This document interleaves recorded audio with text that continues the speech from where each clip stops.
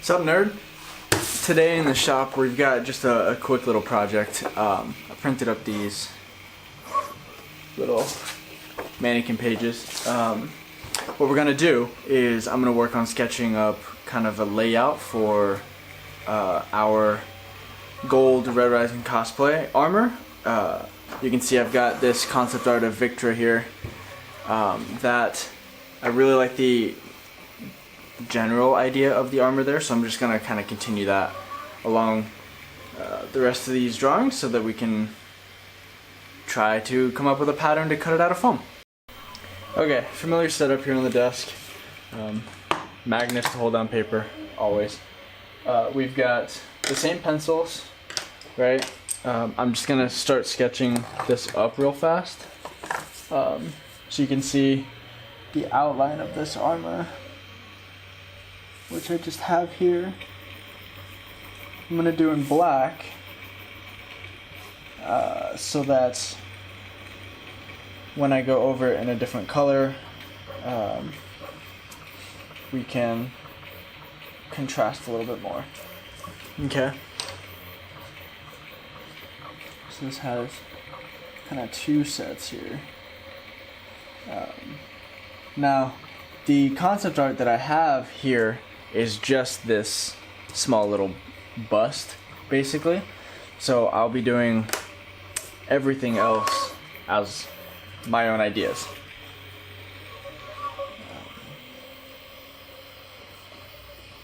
So we're gonna do that. We're gonna do that in blue. That's it. Kind of protect the sternum area. We've got our waist here. Okay, so I've got kind of a rough sketch here of like some notes, and just quickly start to move it to one other side, and then I'll start taking notes on things like this. So just draw an arrow and do like high collar, wide pauldron, like that, and I'll just start making notes about things that I need to know. So like the note that I made on this initial one here of this kind of knee pad that is only attached to the front and the shin area, that's the kind of stuff I would want to also transfer to this secondary pattern here. But I'll also start taking more design cue notes. So like for example, I can just draw an arrow like this. It doesn't have to be pretty, and I can write in knee slash thigh, mirror cuts, so that I can keep track and know that the shape of this knee pad here is also the shape of this thigh pad, so they kind of socket together like that. That's the kind of stuff and the notes that I'll take here, and then I will move to a slightly more finalized design here. Okay, for this next pattern here, I'm going to move to a slightly more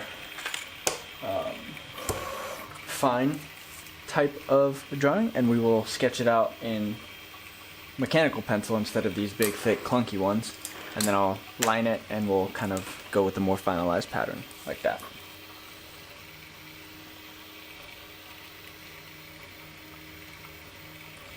So I'm trying to mirror the lines here so that they kind of match up together. So I know that the chest will have this nice big curve down to about the solar plexus area that's mirrored, but this secondary piece, the obliques, will also have that same matching curve, but it goes much deeper down onto the top of the abs, right? I am guessing. Cover the obliques a little bit down to the abs, and then I want this to be kind of up curving. this armor set, I want to be a combination of both nice long wide curves and sharp angles that kind of socket together. So anytime I have a curve, I will try to match that on both sides. So with this, the bottom of this chest piece here, I know I want this to be a nice deep kind of singular curve like that instead of an angled one. So then the oblique piece can mirror that, at least a little, right? Mirror that same curve, but it's cut in the middle. So then I will just try to rough this out on the second half here, kind of the same sort of motions. This doesn't need to be perfect or anything. I'm not making a pattern from this, but I do want it to be similar, just so I can visualize what's happening when I transfer it to my body, so I kind of know what I'm doing ahead of time instead of trying to figure this all out on the actual costume. The chest piece, I decided I wanted to be curved on top as well, instead of in cut or anything like that. Which actually, now that I'm thinking about it, maybe I will have this drop down instead. So you have this curve here, because I've got this nice high collar, and that might look really cool if it kind of mirrors into this shape here. So maybe that's what I'll do. Just kind of have these separate pieces like that, so that this high collar will add some interesting flare match with the armor around it. Since this drawing is kind of the front, it's laid out kind of like that, I'm not going to sketch the back side like I have been doing with this. I'm just going to leave it blank for now. And then this is going to be a match for the knee. So it'll be about like this, and then it will drop down like that, where it meets, and then the knee pad will do the exact same.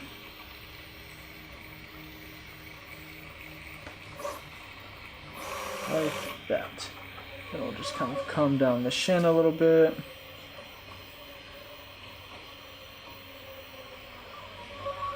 Asymmetrically, because the future is full of asymmetry.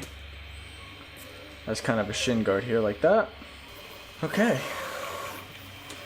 I think this is good for the training. Leaving the lower stomach and groin kind of open, I think is pretty common for what I'm looking for. This is not armor. This is kind of the training undershirt armor kind of stuff, where you would wear this as like a more formal thing. And that's kind of what you can see in the concept art as well, is it's more training padded armor, not proper armor. So that's the look that we're also going for here. Alright man, just another short one for you this time. Kind of settled on a design. Let me know what you think of it. I'll still be doing a forearm piece over the bones, the forearm bone, but it will also extend out just like the knee pad there. That's it man, I just wanted to get this started and kind of show you it's not quite so hard to get started. Take that first step in a new cosplay design. From here, I will probably move to actual body work. So I'll take some a shirt and some tin foil, duct tape or something like that, tape it on that shirt, and then sketch it out on the shirt or on the duct tape layer, so then I can peel that off, cut it, and have an actual pattern to cut the foam from. I'm also thinking about attaching the foam to the the fatigues that we're gonna make with little sew-on snap buttons instead of gluing it to the phone or to the shirt. Let me know what you think about that. That way we can pull it off and snap it on no problem, and it's a little bit easier. It allows the clothing to kind of move a little bit under the armor, which I think will be just easier to wear for a con. As far as workshop goes, your space is great, man. It's a lot bigger than mine is. For your wall control system or pegboard or whatever it's called, just change it like a lot. Don't be afraid to change it often. Whenever you get a new tool or a new idea, just change it. It's fine. I get stuck in my way sometimes and gotta avoid that. Secondly, you should build a really nice workbench. This work table I've got here has been the heart and soul of every shop I've been in, and I highly recommend that you get one for yourself. Either buy a nice sturdy one like this or build one preferably, but having a good workbench and work surface is invaluable. That's basically it. Shoot me a text with your thoughts on this armor design and stuff like that. Let me know what you think about that and how we're going to get you armor from, I don't know. We'll figure it out, man. Either you build your own set or I build one and ship it to you, or I don't know. I'm sure we'll figure it out. Let me know your thoughts, because it needs to be done before March. And like, we've got like a month and a half until Emerald City Comic Con, so we gotta get cracking. Alright, man. Peace.